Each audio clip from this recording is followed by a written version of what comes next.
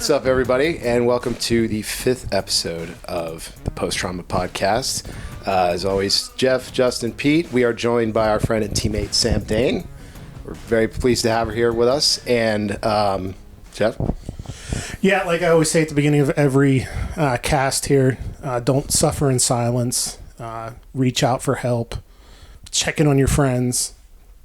You know, reach out to your friends, parents, whoever that you can get help from, your friends, whatever. Don't suffer in silence. I know it's 2 times I said it now. That's what I said. The friends are kind of forced. So. I'm rubbing off on you. Okay. I'm done now. All right, let's get into it, I guess. So, question for you, Sam, is why did you put the gi on and just tell us about everything. Well, honestly, my husband kind of forced me into it. But there's a whole story as to how we met. So, my husband, Adam, I believe he's worked with everybody here in this room. When we were first dating, he started doing jiu-jitsu. He did it at a period of time when we were broken up. And then when we started getting back together, he had me come to a couple classes and watch. And I was like, oh, I could do this. This is whatever. He keeps talking about it. Let me try it. So the first class I went to was a trial class. And I ended up working with Sarah Polachek, that everybody here knows. And she whipped my ass. It was incredible. And she's a tiny little thing, too. Yeah. She's not a big gal. She is small. And I remember thinking to myself, oh, this is so much more complicated, but also cathartic than I would have ever thought. Mm-hmm. I was a theater kid growing up. I did not do a single sport. I was like, I'm just going to do this one time to get Adam off my ass so that so that we can continue, getting back to our relationship and not, all right, I did the thing that you asked me to do. And I just kept coming back. And I really formed like a really deep friendship with Sarah. And then we had more women that came to our classes. And from there, started forming a little community. Then COVID happened. The school we were at shut down. We were in Washington school at that time. That was an affiliate. And then moved to Steel City. And it's really helped me from there. Yeah. All right, we're done. Yeah, we're done. So Adam, we initially met back 11 years ago. I'm just gonna go into the whole story. We initially met 11 plus years ago, which is wild to think about. I was working at Hot Topic at the time, if you can't tell by looking at me, that I'm a former Hot Topic employee. And I was working at Hot Topic in Century 3 Mall. Rest in pieces. Yeah. That mall has been is in the process of being torn down right now. So I was working at that mall, but the one in Washington needed somebody to hang out, watch the store for a day. At that time, Adam was in a halfway house, and they're not usually allowed to leave. He is a recovering addict. He managed to make his way to the mall with a group of friends. The one day that he was able to do that was also the one day that I was in Washington. Just really strange happenstance that we were both at that place at that time. He left the store while I was trying to sell something to somebody. I was like, oh, okay, that guy I was talking to, fine. He ended up coming back.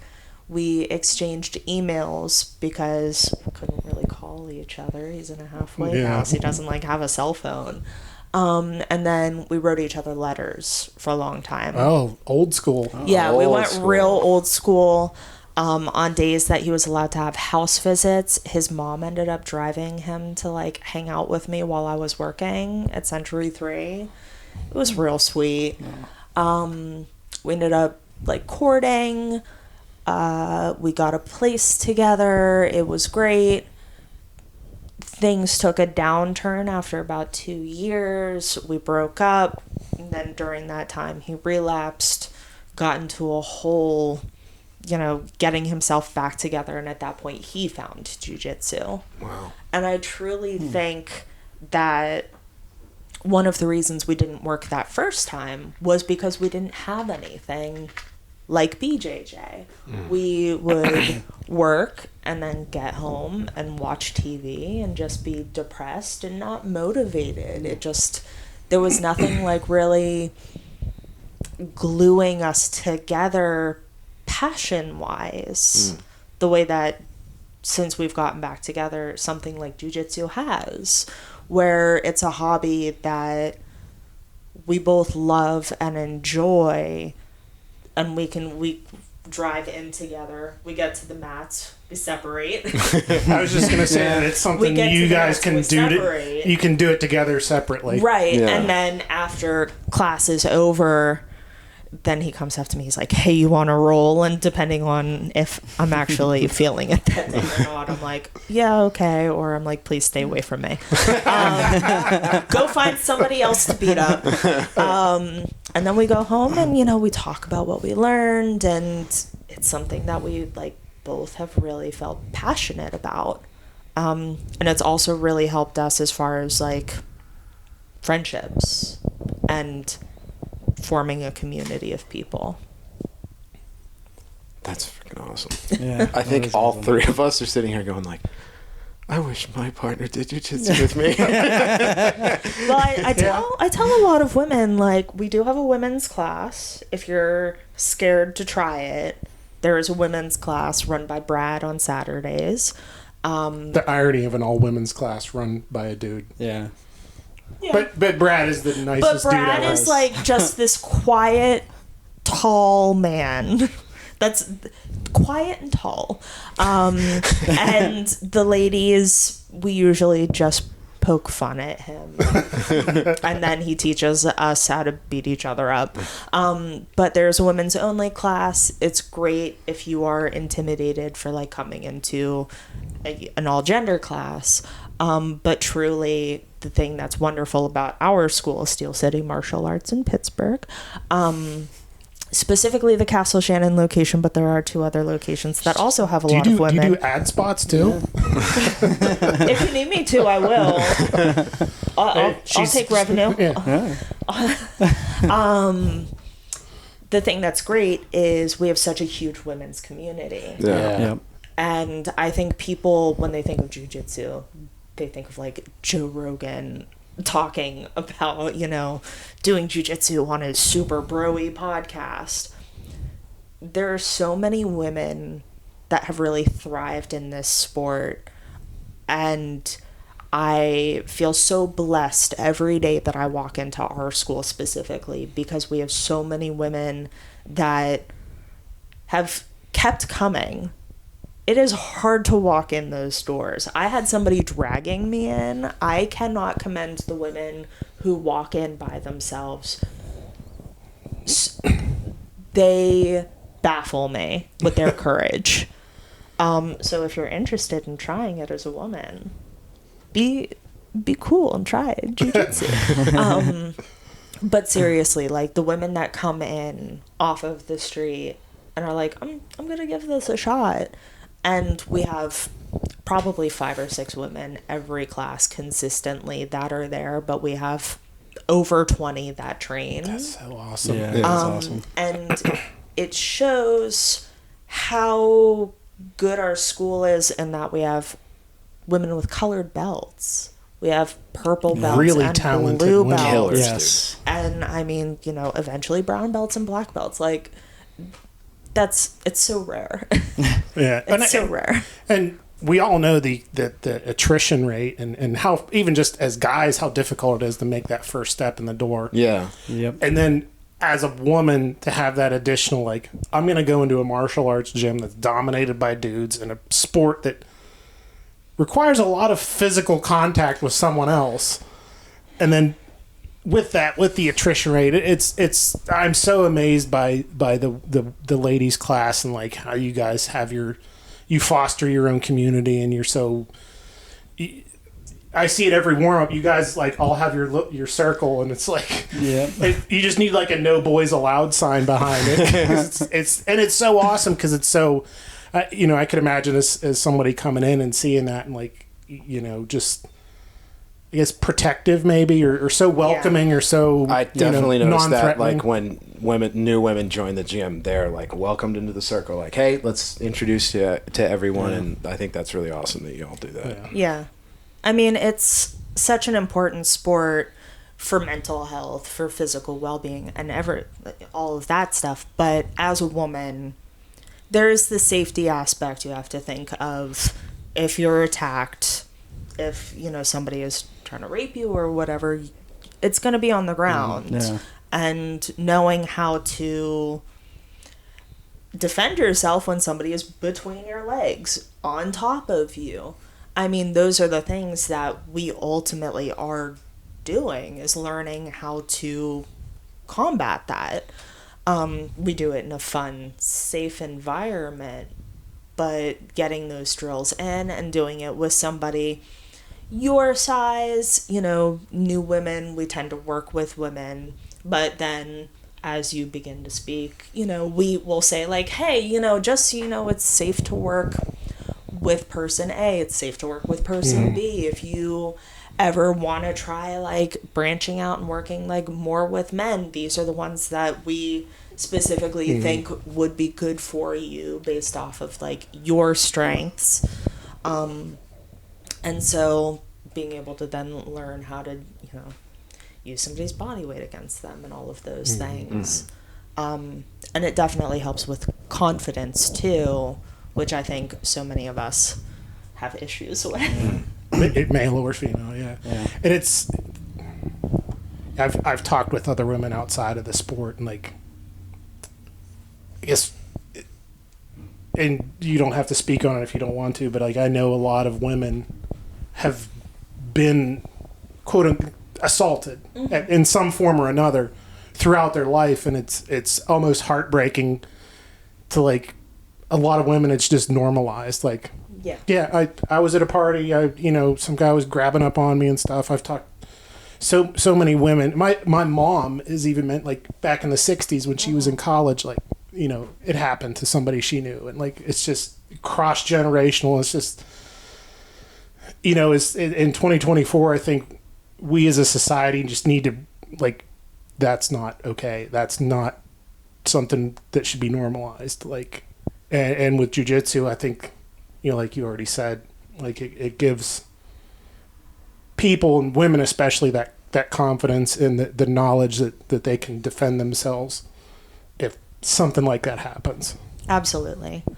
And it is kind of normalized in our society. Thankfully, as we talk about it more, as we talk about, sexual assault, or, I mean, even just any kind of verbal or physical assault.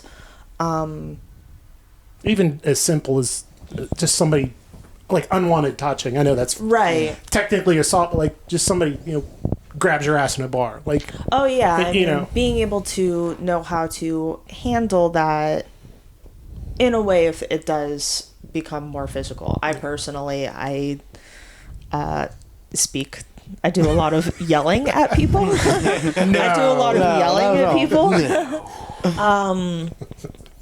But being able to have that knowledge, I mean, it adds that confidence level. And then you do a Shark Tank and you get your ass beat and you go, well, if I were on the street, I would die. And that confidence goes right through the floor. I feel this. It happens. It happens to us too. We get in Shark Tanks, or we do those classes where it's just rolling for an hour, and you're just like, I hate my life, and I should be dead, but like 37 times by now. I should have quit jiu-jitsu. I don't know a single thing. What is my life? But then I think, well, if somebody attacked me, first off, there wouldn't be a jiu-jitsu practitioner, because like what jiu-jitsu practitioner would do that to right. somebody? Yeah. Like well, It has happened. Yeah, But- but I would like to have faith that like the community is a good community. The random stranger on the street isn't Right. gonna. But the random stranger on the street, like if they're going to assault someone, I assume that they will not know Yeah. how to, counter an armbar setup or Yeah, something. True. Yeah. And for a while there, I think we might be considering offering them again. I know Santino is a very busy man with a whole family and everything, and now 3 schools to run. But we did have women's self-defense classes specifically where women could come in that, didn't necessarily want to sign up for jiu-jitsu, but, saw a sign somewhere, wanted to learn. And we would talk about, somebody like grabbed your ponytail. What could you do if somebody grabbed you around the waist and tried to drag you? What could you do? Things that aren't jujitsu specific, but situational. So, hey, Santino, if you'd like to start offering some women's self-defense courses again at some point, I know you are so busy and I'm sorry. So things like that also. I mean, in general, I just say, hey, ladies, if you're ever curious, give it a try. Yeah. Even if you come to one class and you decide it's not for you, you will learn something. Yeah. Just knowing how to bridge and like throw somebody that's sitting on top of you off of you could be a lifesaver. Literally. Yeah. Like truly. But you have the ultimate ponytail defense. You just don't have one. Yeah, I shave my head when I'm depressed. So, now I'm growing it out. It's fine. Yeah. Can we go back to something, because we've all touched on it, but you had mentioned how jiu-jitsu has been an important mental health tool for you and Adam. Yeah. So I'd love to plumb those depths if you don't mind. So, Adam and I had been broken up. We got back together. He introduced me to jiu-jitsu. Wow, cool. COVID happened. Oh no. During COVID, I believe this is more of his story to tell at some point. If/when he becomes a guest on here, he relapsed on drugs. Now, I was not aware of this, but we were still going to jiu-jitsu as things opened up, and we started going to Steel City and everything. And Santino is one of the people who actually came up to me and was like, I'm concerned about Adam. He's not behaving like himself. He's not paying attention the way he usually does. He's not interacting with like new folks the way he usually does. Something's wrong. And that's, I could tell something was up, but you'd say like, hey, you doing okay? Yeah, I'm fine. All right. I'm not going to pry too much.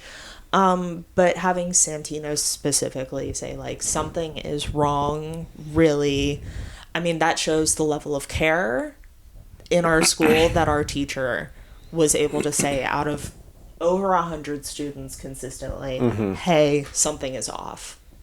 He has a real gift for that. Yeah. Like he really does. But I think it's also just a testament to being part of a community. Right. Yeah. So it was about this time last year, October, November of last year, found out he had relapsed, and I made him go to rehab. Now I am sitting at home by myself going, oh God, what do I do? Everything is up in the air. I can't talk to him while he's, going through the detox process and everything. So I went to so many BJJ classes. I was off of work for a little while, just like through FMLA stuff, because mentally, like that broke me in a way. I had a I had a family member who had also been in Western Psych the summer before. I was just in such a bad place dealing with that, and then like 3 months later dealing with this, and my brain just felt so broken and I couldn't be alone. So I was going to BJJ so consistently, being around my friends, and these were people that I could talk to. That women's group, saved my life during that time, because they were the ones where I was like, I can't be alone. Let's get together and go out somewhere. Let's go to a class together and like help me get some of this energy out. I'm feeling so alone in this moment, but now I'm surrounded by my people. People that care about Yeah, you. people that really care about me. Because again, we go to this place separately but together, and so these people, everyone knows Adam now, kind of is like a little aware of the situation and everything, but are there for me when I needed it. And then he got out, and you know, the trust issues and everything, I was really on edge, but we were consistently still going back to jiu-jitsu. He went back, I think, really like reestablished himself, you know, had some tough talks with like Santino and everything. And it has helped me so much, specifically since last summer when I was dealing with the family member in Western Psych and just feeling so unmoored in my life, that I had this consistency, I had this consistent group of friends, I had this set schedule of knowing that I would be around people who kind of hugged me into their community, and that I could also do the same for if and when they were going through things as well. Yeah. And Wow. What you were just saying, like to have that kind of spot, and like we've all talked to other people, you know, in the jiu-jitsu community, especially that deal with mental health stuff. And me personally, like, it felt like you were saying the same things I've said to these guys. Like when I was super, super depressed, like it was the same thing. It was, it was the lighthouse, Yeah. you know? Yeah. That's what it was for me. I knew I had that hour and a half, a couple days a week, and it was just enough to keep me going until I could kind of start feeling better. Yeah.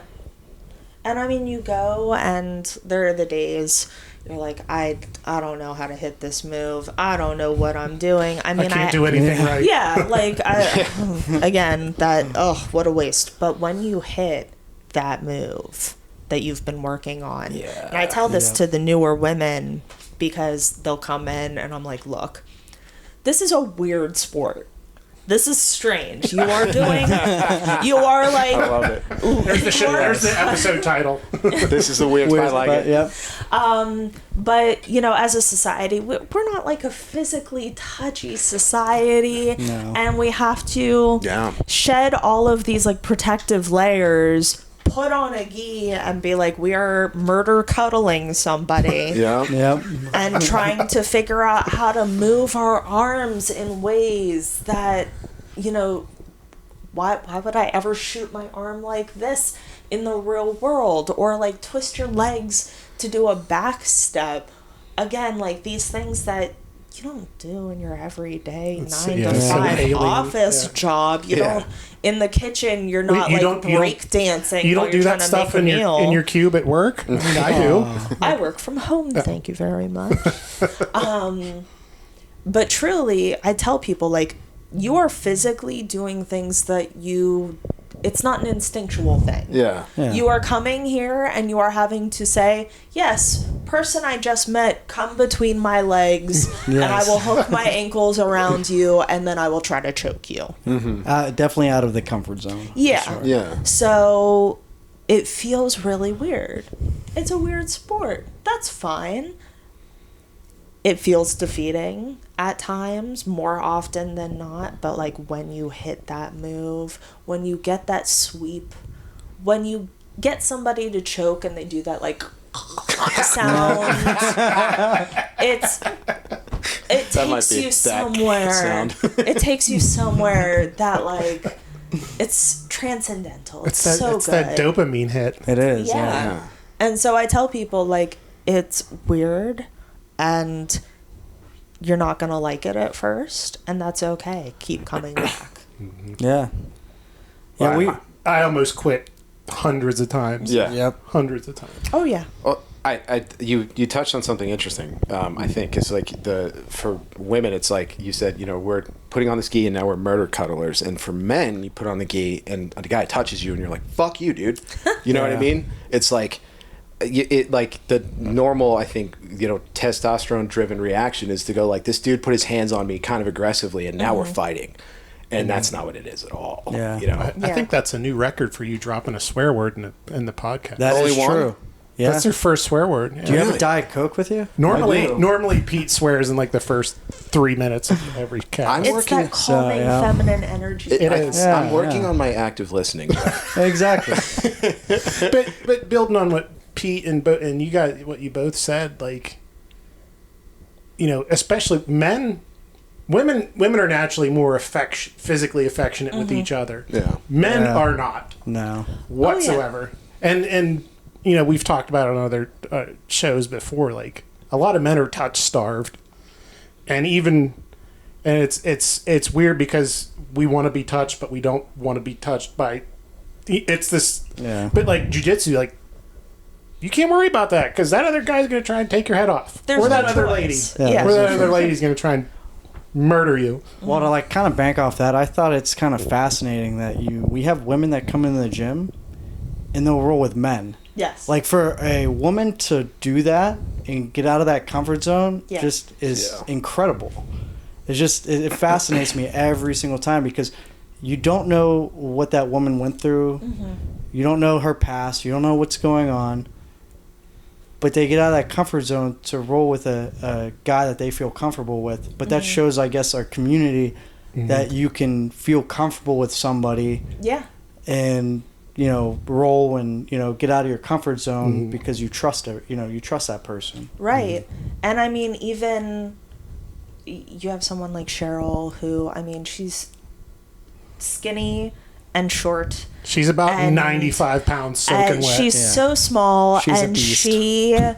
I would love to know like what trickery she does because she will make herself so heavy and just demolish people.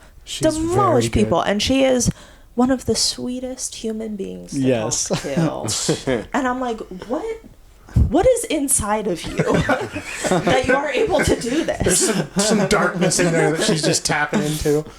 But what's also funny to me is I think we have that little circle that we form at the beginning of class and we're all like joking around and we do our little karaoke moments where we're like singing along with System of a Down when it's, and I think the newer men, so funny, man.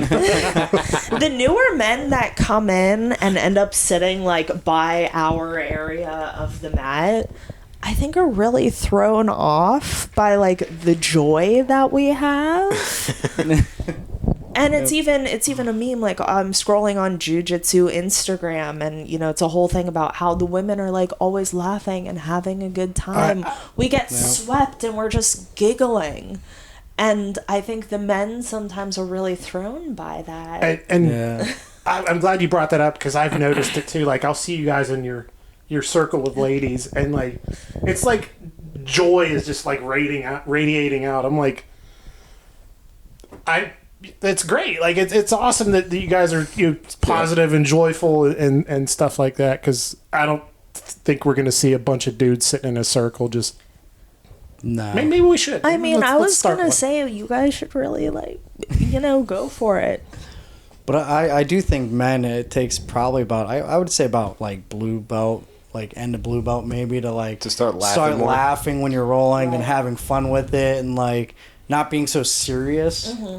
Yeah. Not being so tense. Dude, for me, it's just been within the last couple months when I get smashed or someone catches me like a really good sweep. I just start laughing. I'm just like, that was good. That was good. Yeah. You got me, dude. But there's some of the higher level belts that I'd love to roll with, but we almost can't because we're laughing and joking the entire time we're rolling while we're trying to kill each other. But I've known some of these dudes I've known for over a decade, and like it's just we're my homie, like we're just having a good time and rolling and there's sometimes I'll be rolling with someone and we'll end up in like weird positions because we're just having fun and we're like, what is this? Mm-hmm.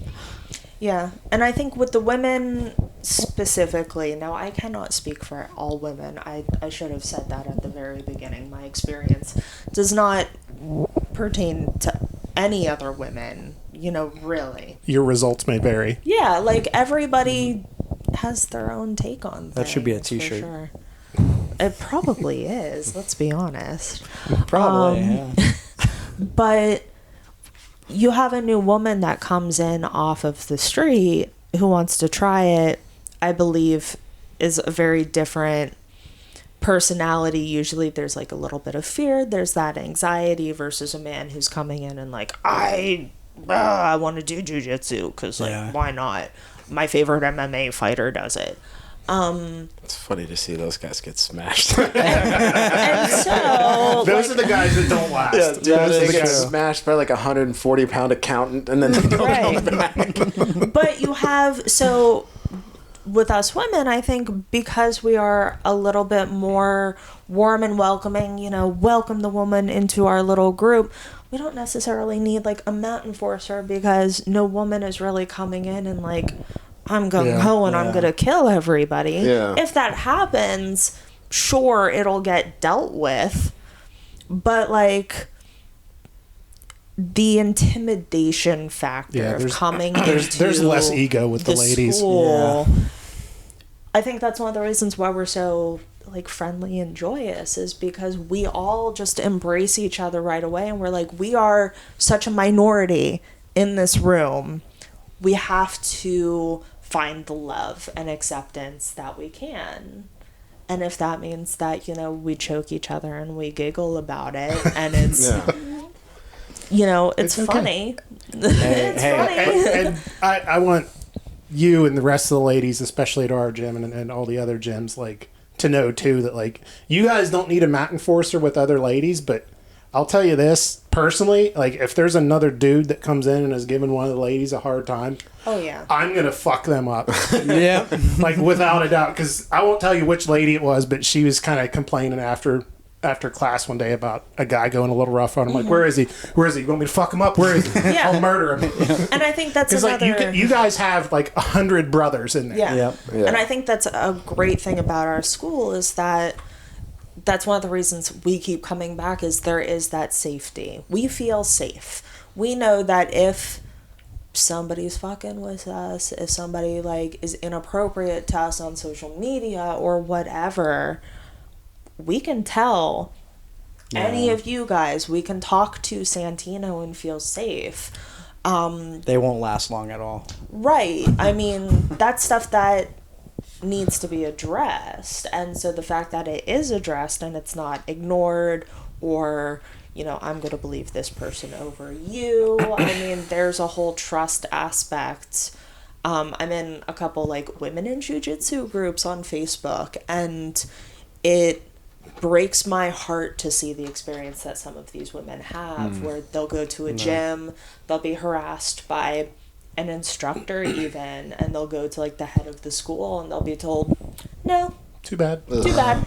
Yeah, it's terrible. This was a long time ago. It was when I was a white belt. There was a guy like that at Steel City. He wasn't harassing, but just kind of being creepy with the ladies. And some of the other guys kind of dealt with it. Yeah. He was there for a while because he was a purple belt, and like he rubbed a lot of people the wrong way, and a lot of the guys saw that, and like eventually that problem just kind of got taken care of on its own. And so, like, I'm not saying, I don't think any gym is immune from that, but since then I haven't seen it. I mean, but it's a place where we genuinely are a community and we care so much, where we, again, like us women, and I think that's one of the reasons why we retain women so much. Like men, I feel like I see a lot of guys like come in, try it out a couple classes, and then bounce. I think that's the ego. They can't handle it. And that's why I don't learn white belts' names. Right. And the running joke on our show is I know about 4 white belts names, and one of them we had on the show. I feel like I barely know anybody's name. I do have to say it is really hilarious to watch one of our upper belt women go against a inexperienced man and just beat the crap out of him. Which tiny little Cheryl just murdering somebody. It's hilarious. It makes me laugh every time because they always underestimate the women, and the women are the last people that you got to you can't underestimate at all, because for like men we have to use like we can use our strength, and sometimes you can get past. As women, you don't have that, so you have to know the technique to a T and be able to like do it to a T. Yeah. So I've said that for years. Like pound for pound, the ladies are vastly more technical than the men. Absolutely. Like a 130-pound lady and a 130-pound dude, both blue belts. That lady's going to be her technique is going to be far better than that guy's technique, without a doubt. But don't underestimate the ladies, because like, I'm a big guy, so I try not to. I've rolled with most of the ladies there, and I try to not put my weight on them, and then like they're a spider monkey on my back trying to choke me out, and I'm like, oh, I didn't know we were playing by prison rules. So they whip out something. I tell people like are shocked, like people outside the community, you do that with ladies? I'm like, yeah. They will fuck you up. Yep. If you don't, like, ladies fight like you owe them money. Like, it's very funny because sometimes it's like we'll do a flow roll, and then I'm like halfway through and I'm like, I am putting 110% into this because I feel like I need to survive. You're flow rolling. You're like, why am I bleeding? Yeah. It's wild, and I've never competed. It's just not for me. I'm that person. And that's okay. A new person comes in, and I'm like, hey, come try this out. It's really weird and dumb, but when I've gone to competitions and I see these women, I'm terrified. I'm so scared of jiu-jitsu women.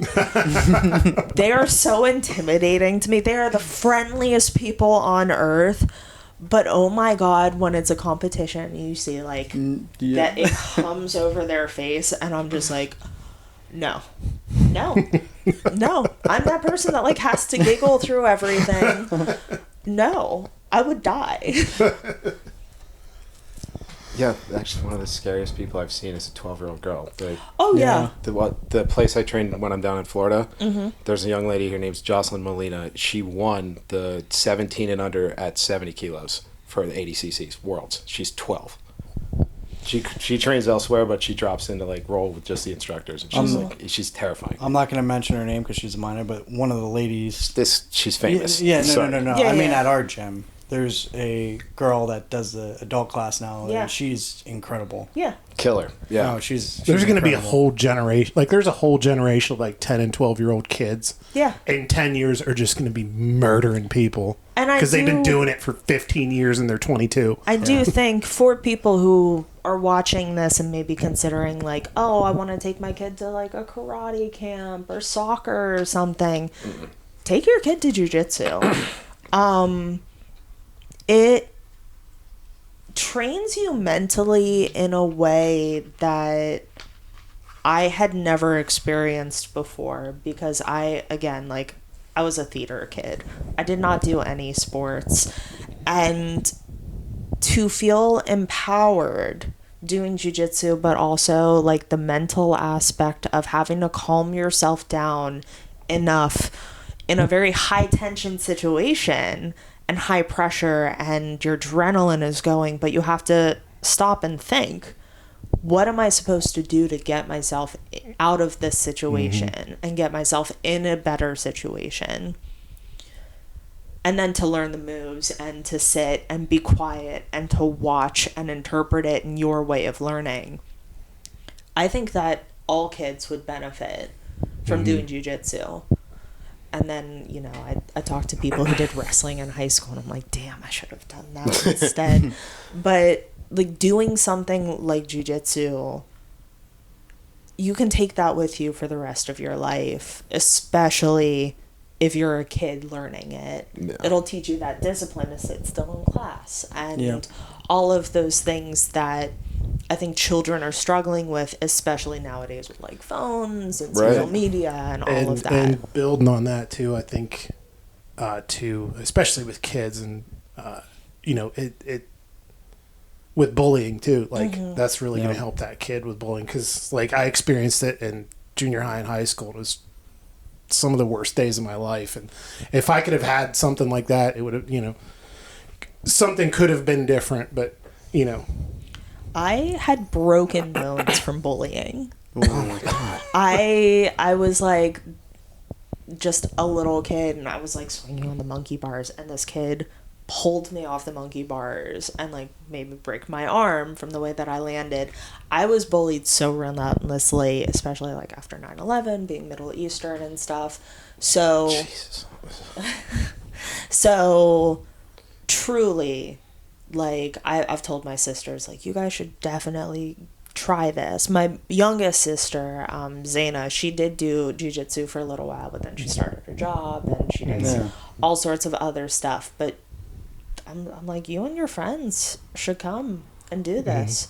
Again, just like for the confidence. And even like we're a little biased because we all do jiu-jitsu, but I think any kind of martial art kids is going to benefit a kid, whether it's jiu-jitsu, wrestling, boxing, kickboxing, karate, like anything that a kid can have that, like the discipline and the, you know when to be quiet and pay attention and then know how to kind of interpret things and move their body around. I think we all love jiu-jitsu and we want the whole world to do it, but you know, it's not for everyone. But having a kid do anything, like my daughter does karate at Steel City too, and you know, it really benefits her. And then, you know, how to deal with like just crappy situations, you know, how to learn with them. And me and Jeff have the opportunity to teach jiu-jitsu at a school, high school, for ROTC, and it's a pretty rough school. It's not a one of the rougher neighborhoods. It's one of the rougher neighborhoods, but it's cool to see, like, when we first started doing it to now, because we started. This is our second year. We're just starting into the second year of doing it. So we the kids that we've seen just have grown into great young kids, and you know, all these kids, they come from like bad homes or parents that they don't care about them, or you know, it's a pretty rough neighborhood. The kids are pretty, you know, not the best parental influence. All of it. But you know, the ROTC program went from 83 students to now 125. And they all love to do jiu-jitsu now, and it's cool because you have the wrestlers that were like, oh, we could do this, and then they roll with me or Jeff, and they're like, oh, maybe I can't. Maybe it's a little harder than it looks. And then this year we got a female instructor now to help out with the girls, and just this past Friday, it definitely benefited them. And just to see them being interactive with it and like being all about it, and I think it's awesome, especially for teenage girls that are going to college, to be able to have some sort of you know, how to protect themselves, and like you said, in different situations, especially in the college and different environments like that.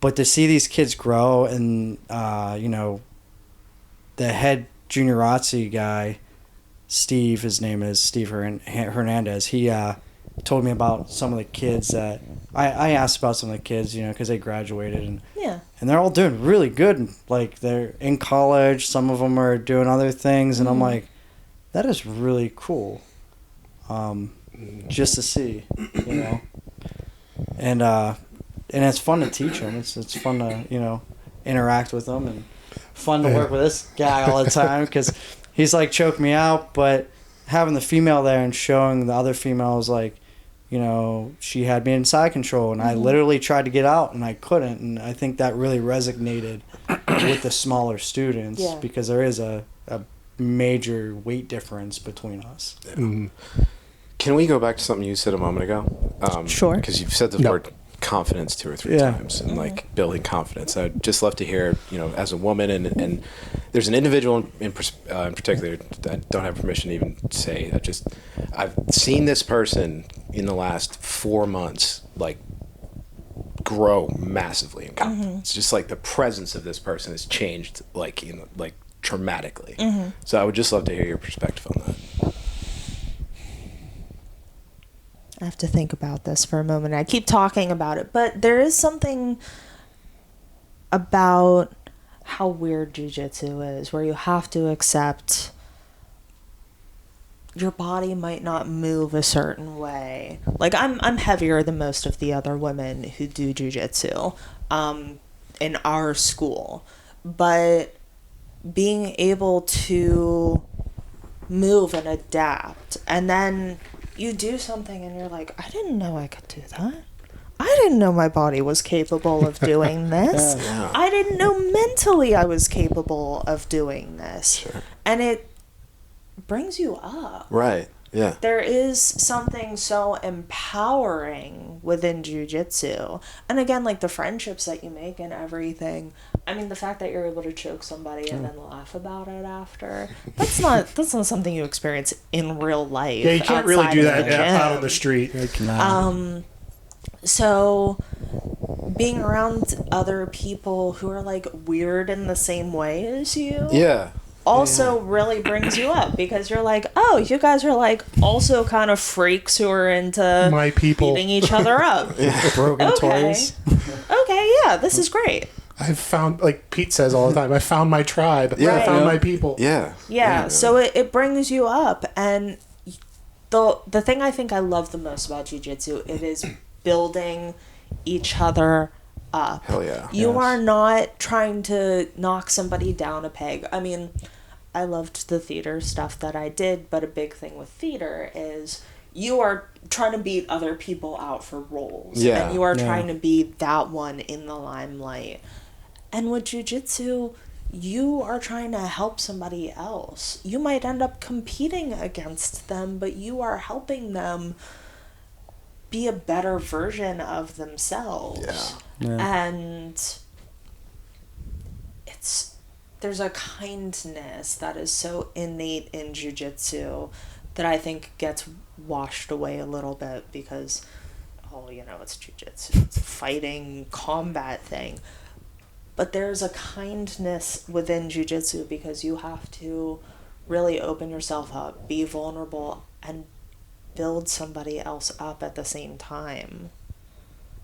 I mean, the number of times that 100%, the number of times that you do something and you're like, that wasn't quite right, do it again, and then they do it and you're like, oh my god, that was incredible. It sucked for me. That choke absolutely sucked, but it was incredible.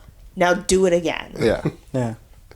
I mean, you have to really open yourself up and like be kind and vulnerable in jiu-jitsu. And I think that helps the men especially who come in and maybe have those guards up and I want to be gung-ho, and the ones who keep coming back after getting their asses beat and are able to have that humbleness and then form those the friendships that you form in jiu-jitsu and other martial arts, other communities, but especially with something like this, I mean, those are lifelong.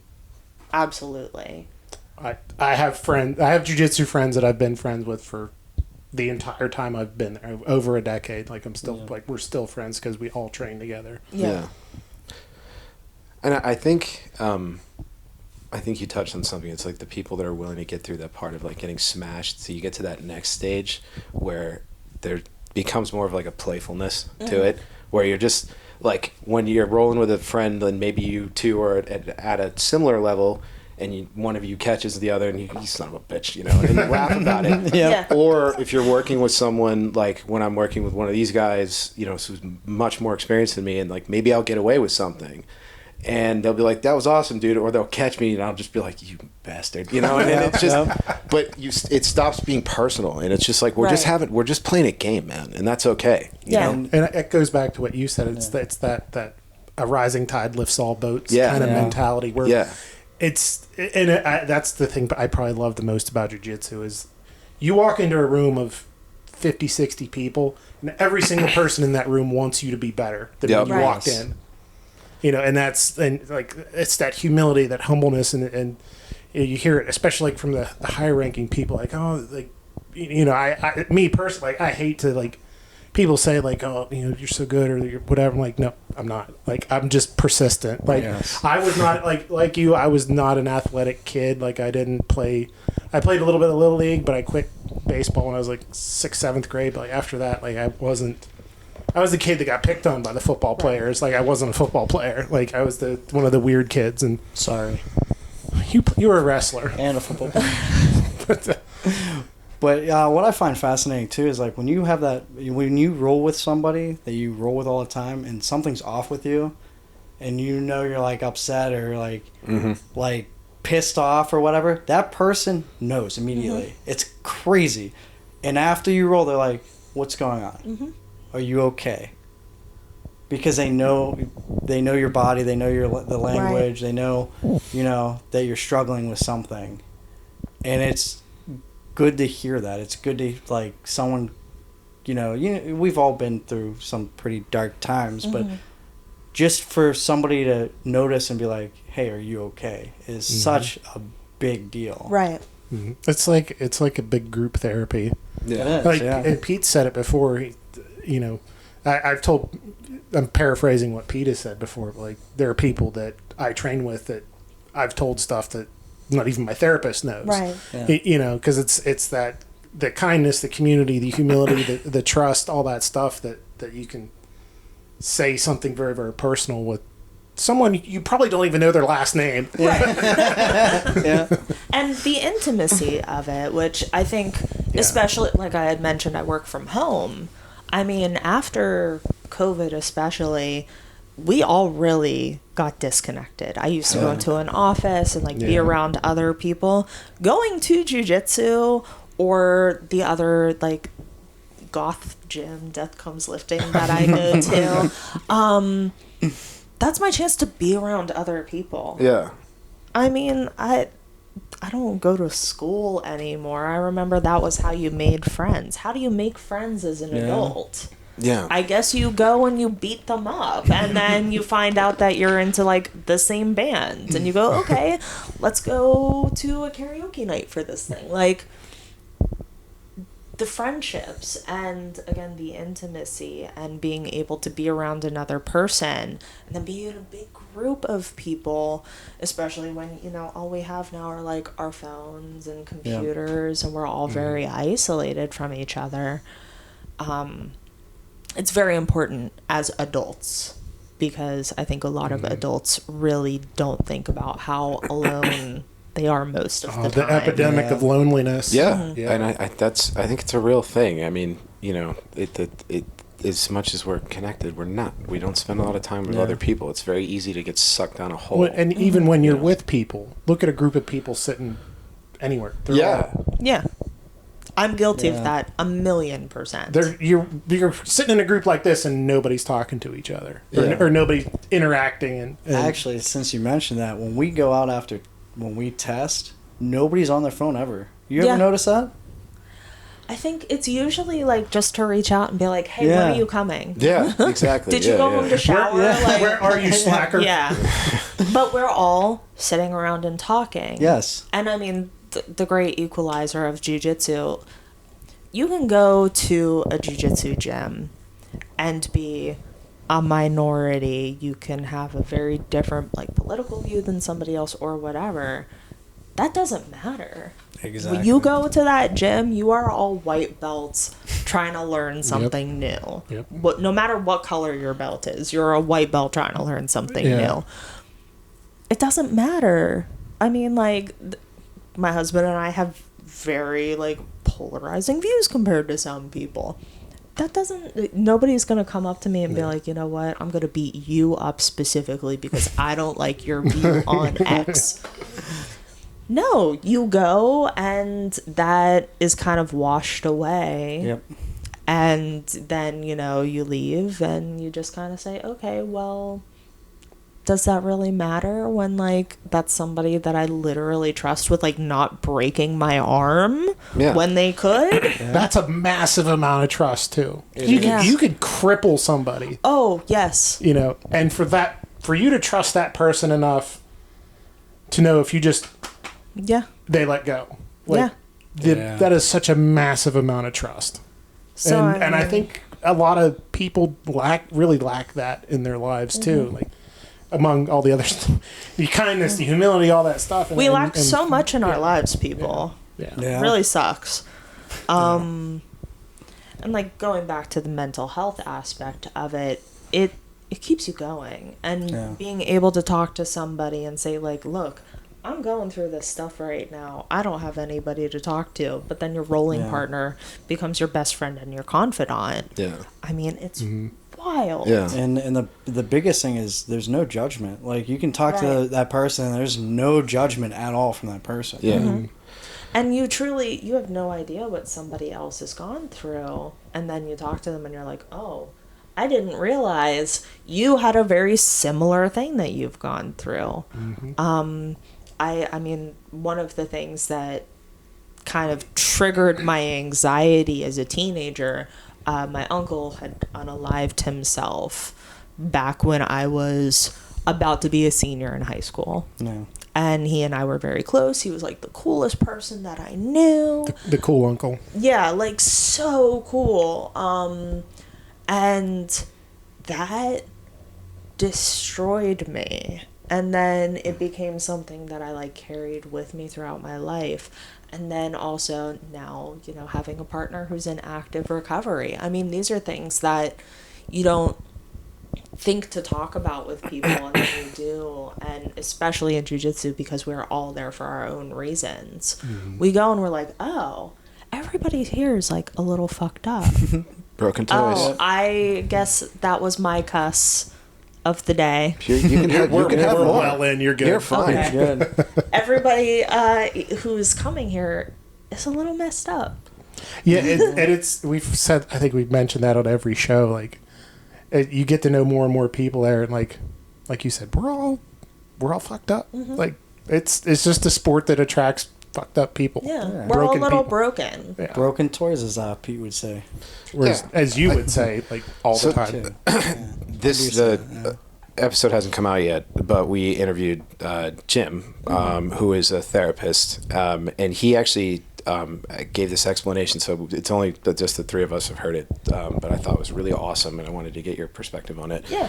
So he said why he felt jiu-jitsu was a useful mental health tool is that anxiety is worrying about the future, and depression is worrying about the past. It's more than that, but that's like a simplistic. Yeah. And so if you're dealing with depression and anxiety, you're always bouncing between the future and the past, and you're never here in the middle, in the present. Right. And when you're doing jiu-jitsu, you have to be present. And what I found when I was going through a pretty rough back and forth of the anxiety and depression is that at least for that time, I was able to chill out. And then over time, that chill just started to last longer. Yeah. There's something so meditative about jiu-jitsu that I think people don't linger on it. But in a way, it's like this weird, and I tell people I go into like a yoga flow state when I'm working with somebody where I can just exist in the moment. And I mean, how many of us are actually existing in the moment anymore ever? I'm always thinking about what I'm going to be doing, what I was doing. Oh my gosh, this, that, the other thing. And with jiu-jitsu, I mean, yeah, do you want to have your arm broken, or are you going to think about like what you're getting at the grocery store tonight? You know, like you have to be in the moment. And then you work with somebody and they'll be able to say, hey, you weren't here for that round. Where were you? What's going on? And again, somebody who can like intuitively pick up on that and that trust and everything. But like truly, it's a yoga flow. That's a meditation for me.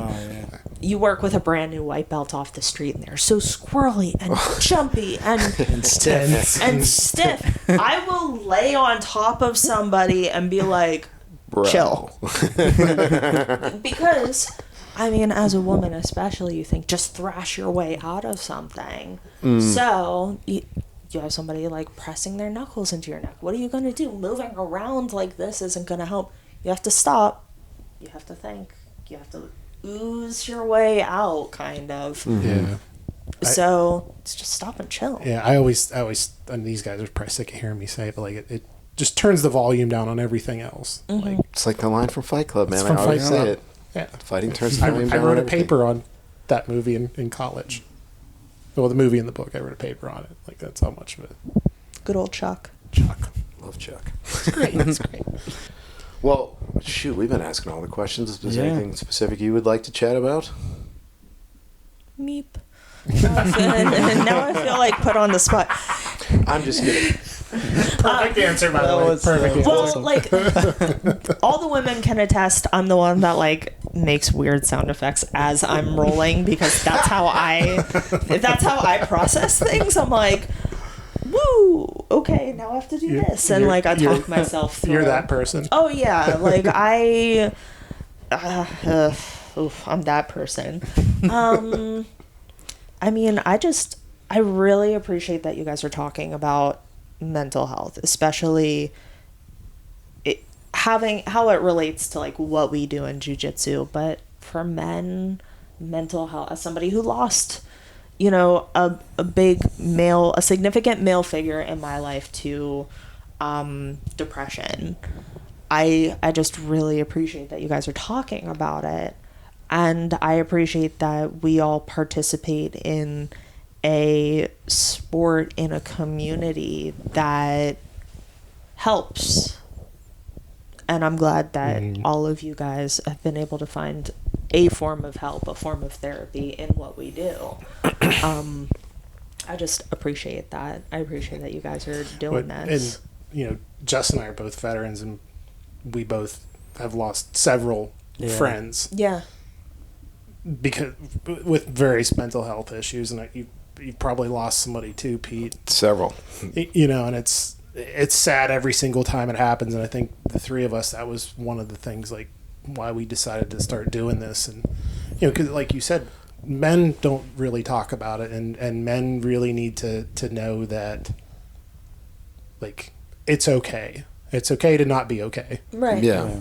And to go get help, and to like I used to hide all my mental health stuff. I'd never talk about it. Yeah. Just typical, toxic. I hate Push it down. I hate the toxic masculinity thing, but like just that old school way of thinking of just like, you're okay. I'm okay. Yeah. I'm okay. I'm okay.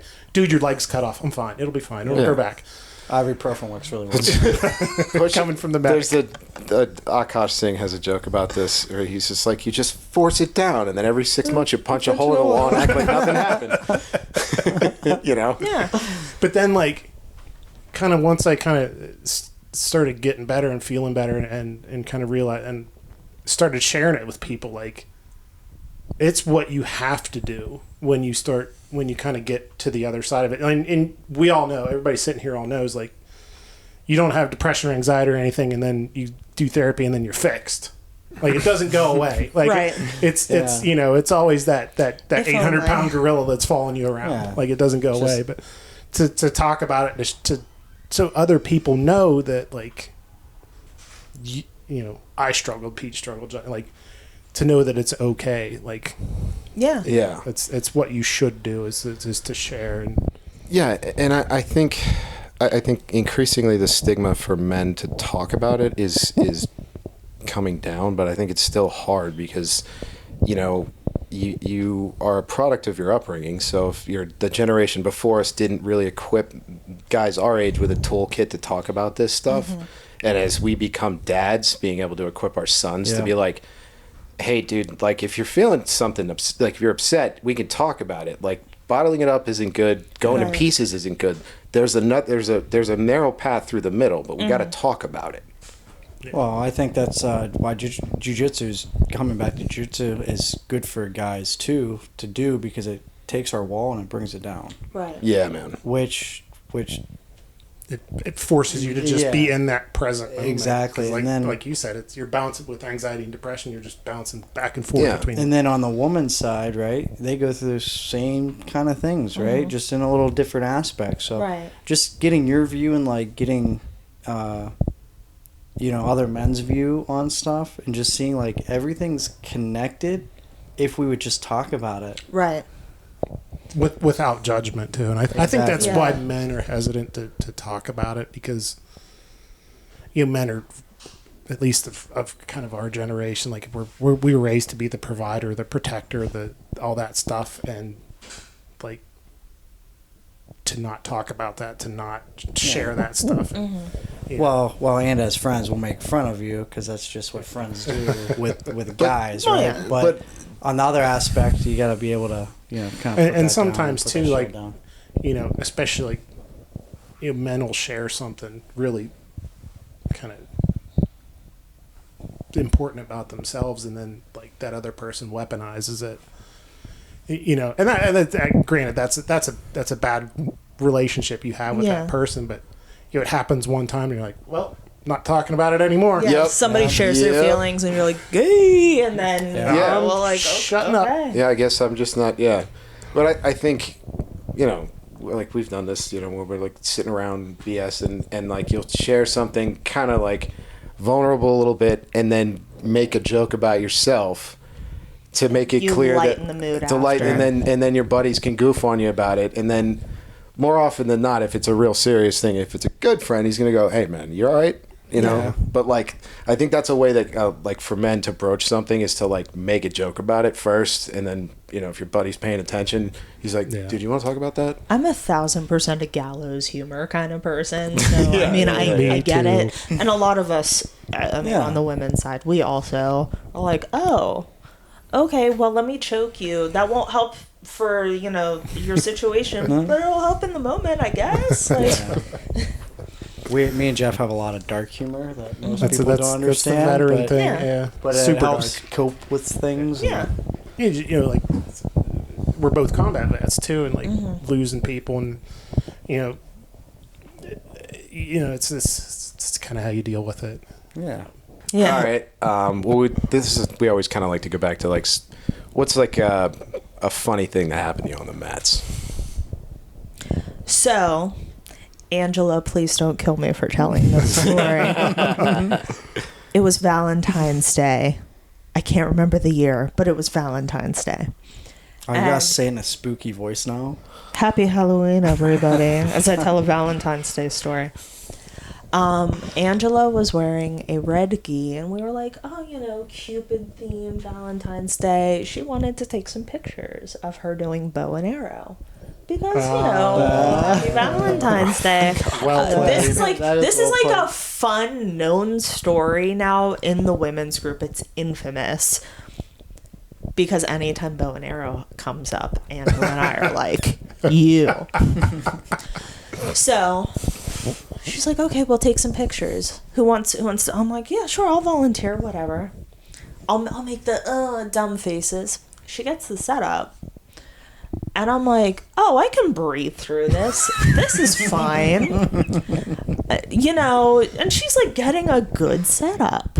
She's not half-assing it for the pictures, because like, why would you? And then I wake up. Yeah. I wake up. Best nap ever. I was like, I can breathe through this. And then I was like, where am I? And there is a series of photos that exist because they were taking. So there's pictures. evidence. There's evidence. There's picture evidence of me like making a grimace face. And then you can see like my eyes rolling back and my mouth falling open. So she went to like choke me and we took pictures, but I actually like passed out. I'm just very glad I didn't piss myself, because truly that has been one of my greatest fears. Has been like I pass out and then oops. So that was probably like the weirdest experience, was experiencing a blood choke, being like, oh, I can breathe through this. This is fine. No, you can't. My God. Oh my, like bow and arrow is dangerous. That's the one you get put to sleep to. Yeah. I got put to sleep with a bow and arrow choke, and I put somebody to sleep with a bow and arrow choke. But it's like the fact that the pictures exist. That's really. you should We get need like a those. series of T-shirts. We need those. We need those. Yeah. He- They're just like a 4-cell or however many cell like comic kind of series of pictures. Me like just out. And truly, like, waking up, I was like, I thought in that moment that I'd fallen asleep on the couch at home. And I was waking up and I'm like, why are there feet everywhere? Yeah. And then, like, the blue color of the mats at the time, and I'm like, oh no. Oh no. I took a nap. I fully passed out. Also, you're likely to get injured in jiu-jitsu. Mm-hmm. I feel like it's really a dedication when you like get a surgery and then you come back. So I commend everybody who has gotten a surgery and came back. I had my shoulder. You didn't get injured in jiu-jitsu. You just get injured. That doesn't count. You just my get knee, injured. my shoulder. But like jiu-jitsu injuries, I feel like that's almost like kind of the gauntlet. The gauntlet. You're probably not. You can't sit. He can't talk either. So like Every he's time rubbing off someone on sits next to him, and Jackal sat next to him too. They were all just mush mouthed. That is the trial by fire. Is like when you get that injury and you're like, well, I'm gonna come back in my sling post surgery. I had my shoulder surgery from having a torn labrum and rotator cuff from jiu-jitsu, and that was the first Tavares seminar. Oh, jeez. And the first Tavares seminar was the day after my surgery. I came in fully loaded up on pain medication, still coming down from like the anesthesia. The nerve block was still in, so my arm's flopping around. And I'm like half awake trying to watch Tavares teach. Looking back, I mean, I don't remember anything except like thinking I shouldn't be here. So I mean, like those are like the fun stories I guess I have. Outside of every time I go, it's just fun. Yeah. The same thing with I tell people all the time, new people especially. Like, it's not if you're gonna get injured. It's when and how bad the injury is in jiu-jitsu. And like I was off for almost a year from my hip surgery, and every day that I was off I thought about jiu-jitsu. I'm like, can't wait to get back, I want to get back, I want to get back. That's why you tap early. Yeah. I tell the women, because we tend to think, oh, we can wiggle out of this, our joints are like maybe a little bit more flexible sometimes. And especially like the younger ladies who don't have, I'm like, you guys don't have fully formed bones. Don't get into like a shoulder lock. And I cringe again because I had shoulder surgery, and I'm like, no, I'm not going to go until you tap. I'm going to go until I know that this is uncomfortable, and then I'm going to stop because I'm not going to hurt you. Yeah. That's called being a good partner, everybody. That's called being a good partner. But also, but also, you have to know your body well enough, and that goes back to the confidence. You're learning about your body so much during jiu-jitsu, and learning also what its limits are. And being able to accept those limits and say, okay, this is as far as I can go. Right. I've let go of submissions because I knew if I kept going, somebody was going to get hurt really bad. Besides, and unless that's being a good I'm rolling partner. Pete. Mm-hmm. Except Pete. I'll break his arms. I heard it. And I will. You brought up the very colorful gi that Angela had. Like, I'm jealous of the ladies and the choice of color of gis. I'm so jealous. I'll break out I have that Sanibel scrambled Easter egg gi that I've just been waiting to wear. It's the one that's like pastel pink, blue, green, like all of the colors. So yeah, it's very funny to be like a sea of black and white, and then there's like one bright pink gi or bright blue gi that somebody's wearing. A lot of you ladies have that pastel kind of turquoisey, that progress gi. I'm like, do they make that in an A4? Do they make that in fat guy size? Because I want to get one. So gi manufacturers, if you're listening, dudes want pastel gis. Like, we want colorful gis. Like, yeah. No, we don't. I do. Pete does. Pete's very insecure about his masculinity. I do. As somebody who wears either all black or a million colors, like having fun gis and fun rash guards, really. Yeah. It's great. Catherine has all the fun. Yes. There was their fun rash there guards. was one that JP and I were like both just losing our minds over. I can't remember the name of the brand, but it was like Grandma's Couch was like the advertisement for it, and it was like this wild, orange floral like Grandma's Couch. And I was just like, man, if I had like $300 to just blow on knot tattoos, then it would be Becky. If it was $300, it was probably albino and Preto or something like that. Yeah, it was like a show your roll. Yeah, show your roll, one of those. Yeah. With I've said it before. If you see that white belt coming in with a brand new show your roll gi, you got to be friends with them if they're your size, because then when they quit, you can buy it from them.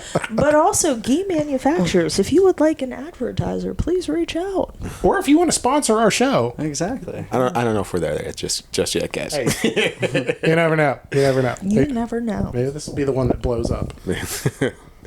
Yeah. Anyhow, well, Literally Sam, or Forkly. this has been awesome. Thank you for joining us. This has been really cool. And, Thank you. And just so everybody knows, we're most likely going to have Sam's husband Adam on. So it's kind of a two-part series. Yes. I'll have to look at Jiu-jitsu the and calendar to marriage. schedule for him. You're his scheduler. Oh, yeah. I'm the one that's like, okay, this is what we're doing tonight. This is what our plans are for tomorrow. He's like, what are we doing this weekend? All right. Listen here, dummy. That's my life too. I'm just like, where are we going today? Yep. Real quick, causes that are important to me. If you are somebody who is, you have an addicted loved one and you would like to talk about it, the other thing that I do outside of going to Death Comes Lifting and Steel City Martial Arts is I go to a weekly Nar-Anon family meeting. They have meetings for family members, or, if you have a friend who is an addicted loved one and you would like to talk about it, it's so important. It's so good to talk to other people who are also going through what you're going through. And I mean, it helps you see the light at the end of the tunnel. Being able to hear about people who have stories of their child being like 14 years clean and getting their lives together. So if you are struggling with, having an addicted loved one, find an Nar-Anon family meeting either close to you or through, Zoom or whatever. There's websites out there. And then if you have things that, if you would like to donate to any mental health things. So we have Western Psych here in our area in Pittsburgh. They're always looking for things like soap and shampoo and kind of donations to kind of help keep their facilities going for anybody who, needs to stay for an extended period of time. Things that are, toothpaste, stuff that if you have a loved one who needs to stay and you don't necessarily have the funds to help take care of them while they're there and buy them a bunch of sweatpants that don't have a drawstring or whatever, donating those things to facilities like that is great. If you are considering unaliving yourself, please talk to somebody. Call the suicide prevention hotline. Reach out. All of that. And that's as far as I'll go without getting political. Thanks for coming on. Absolutely. Thank you. Wonderful guest. I always enjoy talking to you anytime I get a chance to. You're wonderful to talk to outside, even at the gym. I love talking, if you can't tell. We can get political in the parking lot after class. Yeah. That's just on all my Facebook and Instagram, guys. We don't need to worry about that. But seriously, thank you so much for doing this. And thank you for having me on. And thank you just like for being a part of the community at large and being one of the reasons why the women feel safe to continue coming. Thank you. Thanks. That's a massively high compliment. Yeah, for sure, man. Like, Definitely is. thank you. Rad. Thanks, everybody. Appreciate it. Thank you. I'm Sameerah Dane. I don't know how you guys do your sign off, so We're terrible at it. Yeah. We'll see you next time. Thanks for watching. See you next time. Bye.